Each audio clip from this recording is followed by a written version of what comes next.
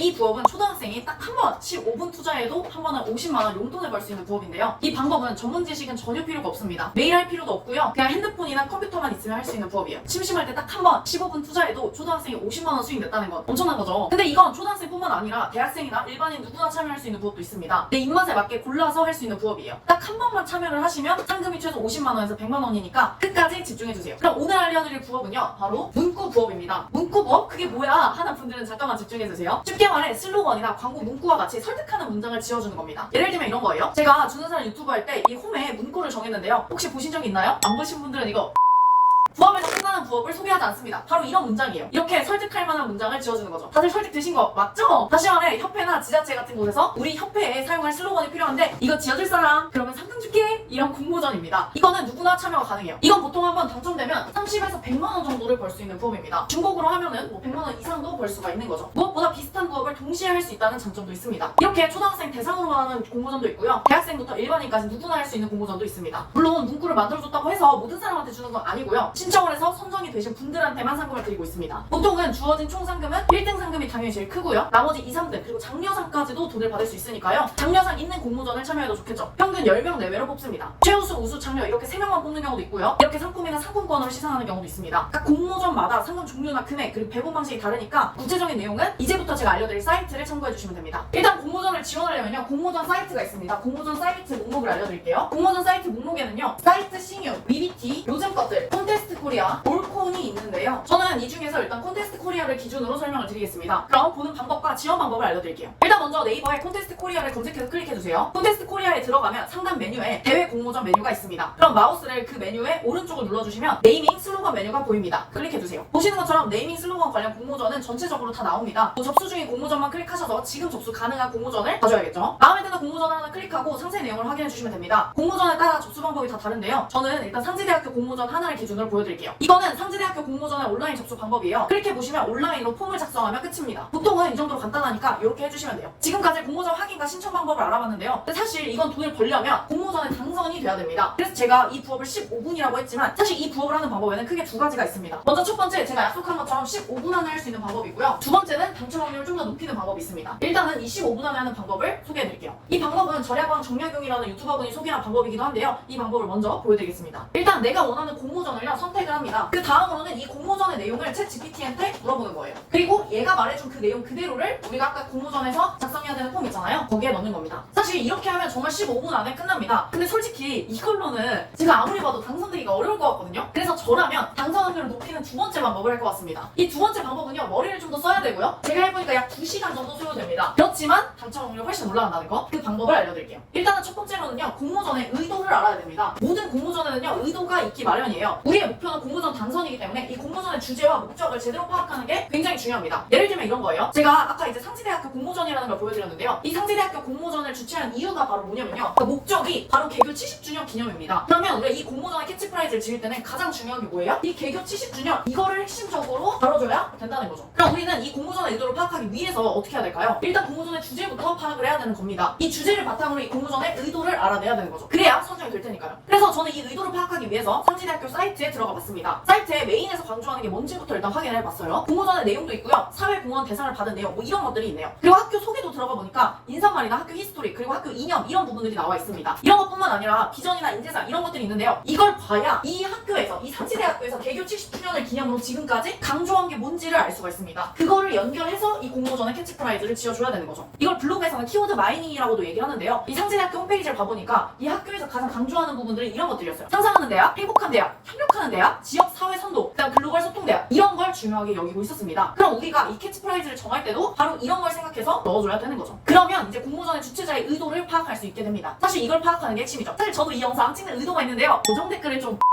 그 다음 두 번째 핵심은요. 이제 결에 맞는 공모전을 대량 지원하는 겁니다. 당연하지만 공모전을 많이 지원하면 많이 지원할수록 당선 확률이 높을 겁니다. 근데 이 공모전에다가 저 공모전에다가 이러면은 당연히 우리가 매번 캐치프라이즈를 지키기가 어렵잖아요. 그래서 주제가 비슷한 걸로 통일해주는 겁니다. 우리가 방금 본 공모전의 주제는 상지대학교 개교 70주년이었잖아요. 그럼 당연히 뭐 땡땡 기념, 땡땡 주년 이런 비슷한 결의 비슷한 주제의 공모전을 하면 훨씬 더 빠르고 유리할 겁니다. 솔직히 이거 매번 다른 주제로 생각하기가 어렵잖아요. 그래서 제가 이 방금 상지대학교랑 비슷한 주제의 공모전을 좀 더 찾아봤어요. 보니까 강원학사 50주년 기념, 서부 책축제 10주년 기념 이런 것들이 있네요. 그러면 상지대학교 70주년 기념으로 먼저 지어보고 비슷하게 다른 거를 지어보면 될 것 같습니다. 오늘은 여기까지 해서 문구 부업에 대해 알아봤는데요. 사실 이 부업의 핵심은 이 공모전 주최자의 의도를 제대로 파악해서 그 결에 맞는 공모전을 대량으로 지원하는 것입니다. 이 핵심만 잘 파악하셨다면 사실 한 번에 상금 100만 원 뭐 이런 거는 문제가 없겠죠? 사실 이 문구 부업은 공고가 있을 때만 참여가 가능한데요. 굳이 공모전이 있을 때 말고도 매달 100만 원씩 꾸준히 받는 부업도 있습니다. 바로 이런 걸 우리가 브랜드 블로그라고 하는데요. 이 부업이 궁금하시면 아래 고정 댓글을 확인해주세요. 그리고 다음번에는 좀 더 쉽고 더 많이 벌 수 있는 부업으로 찾아오겠습니다. 안녕!